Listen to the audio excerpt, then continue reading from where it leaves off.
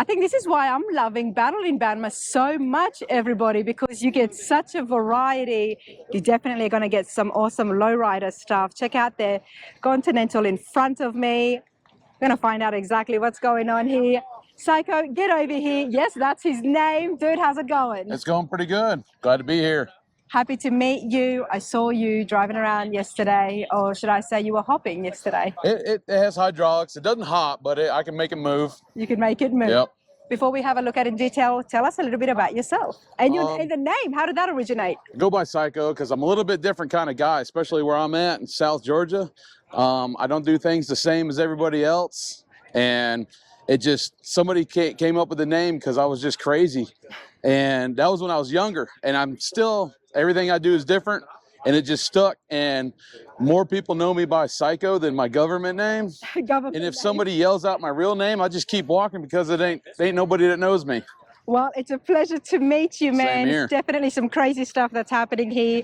1962 Lincoln Continental. How long have you had it? I picked it up in January of 2008. This was an actual dream car of mine to have, and it didn't stem from like the Matrix movies or anything else. I just fell in love with Lincolns, and I was like, I want a 60s suicide door Lincoln. And I was like, that's just one of the coolest cars that you could have. I liked older cars. My first cars were 60s cars, and that's what I wanted. And one day I found it behind a diesel repair shop in the dirt, and I just had to get it, and I only gave the guy $100 for it. $100? $100, but there wasn't 1 inch of this car that wasn't messed up. So 2008, I'm thinking it was in really bad shape. Oh, it's terrible shape. I mean, if you got it for $100, Yep. Was there wheels on it? It had wheels. It was complete. Even had an engine in it, but it was rust. Interior destroyed. Engine was sitting crooked in it. Price for a project. Oh, it was. It's a long car. There's a lot of metal here. Oh, it's a lot of metal. All right. So you got it in 2008. What was the first thing you started to work on? Immediately I pulled the junky engine out, got it out the way, and I started doing metal work to it. I had an initial vision for it. Can you open the hood? Do what? Can you open the hood? It's ugly under there. I drive this everywhere. That's fine. It's one of the things I never done is really detail the engine bay. I'm not afraid of dusty engines, especially if these cars, classics, get driven. And it's a little bit different than what you're going to see in other Continentals. Okay. Who was here last year for the burnout? Right. Okay. This is a Mustang 4.6, all fuel injected. Yeah, unfortunately, it's really nasty in here. But I did drive this thing 5 hours in the pouring rain, and I got stuck in the mud while I was here, too. That's all right, man, because you have really made it so much more better than what it came from the factory. Yep. It's fair to say. I've put 150,000 miles on this car since I put this engine and chassis in it. I love it because you've even done some metal work here at the top end as well. Yep, the whole front of the car is actually tube frame. These cars were initially unibody cars, like a Honda Civic or anything else. This is an actual body on frame car. I have a whole different chassis under it and a whole different floor, and I did that out of necessity. I couldn't afford to build this car the correct way. These cars will destroy a pocketbook and your bank account. And I just happen to have the right tools and enough gumption to go ahead and try to put this together, and I wanted to drive my dream car, and that's what I did. To you. I absolutely love that. The fact that this was your dream car, Syko, and you went ahead, you did it. It's not always about having the big pocketbooks. Oh, yeah. You got to make do. So what did you make do when it comes to the undercarriage? Well, it sits on a 99 town car chassis. The full complete frame, the firewall, and the floor all the way to the back is 99 town car. It has the AC system from the town car, the electrical operation system from the town car. Of course, it initially had a regular 4.6 in it. I did upgrade it to a Mustang GT 4.6. It's only a couple more horsepower. It doesn't have anything super special, just stuff to make it run better. I don't need this thing to go 200 miles an hour. I don't need to go down a drag strip. I don't need to shoot fire out my exhaust. You know why you don't need to do that? Because you need to roll into a place nice and slow so we can appreciate the paint. That's what I like. Let's talk about that.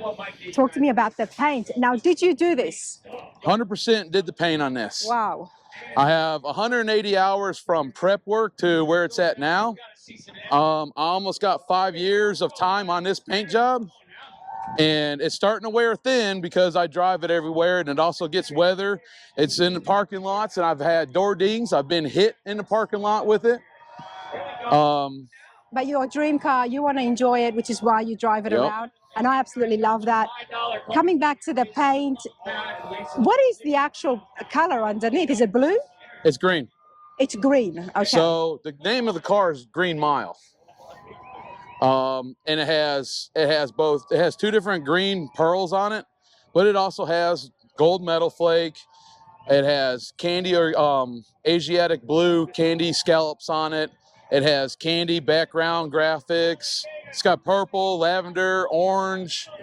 There's a lot here, and you did this all yourself. Yep. Are you a painter by trade? Yes. You are. Tell us a little bit about your business. Where do you I own a operate? small shop. It's called Syko Fabrication the long way, and it's out in rural Georgia. And this is what I love to do: is custom paint, custom cars.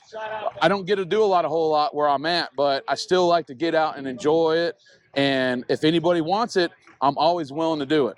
Syko Fab on social media would be your Yeah, I don't do a lot of posting on that. I don't know. If someone knows you, they know you and they'll come to Exactly. you. I don't advertise my shop. Well, that's not good.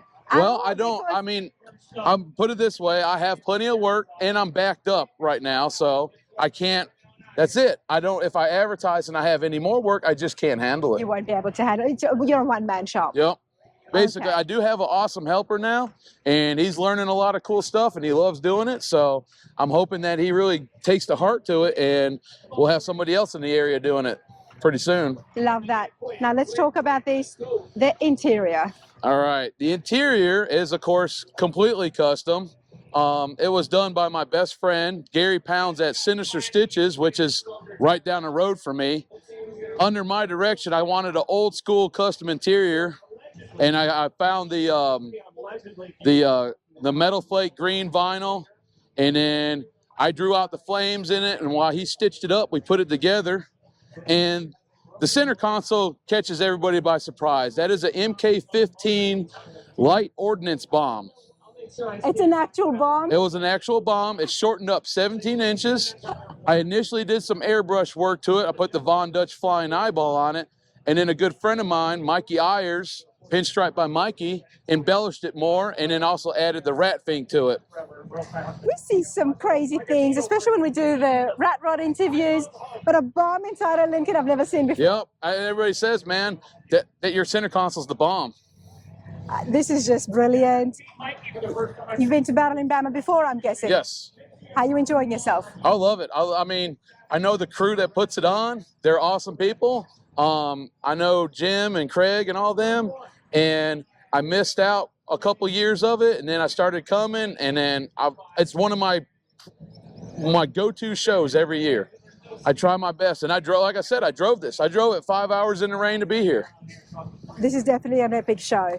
And I love the fact that you're here. There's so many dedicated followers of the show. Yep. They do come here every year, and they came even when it changed venues. Yep. I didn't have no problem. We can hear behind us. That's the burnout is happening. Starting to burn out. We're going to go and check out the burnout. Hey, Syko, thank you so much. Awesome.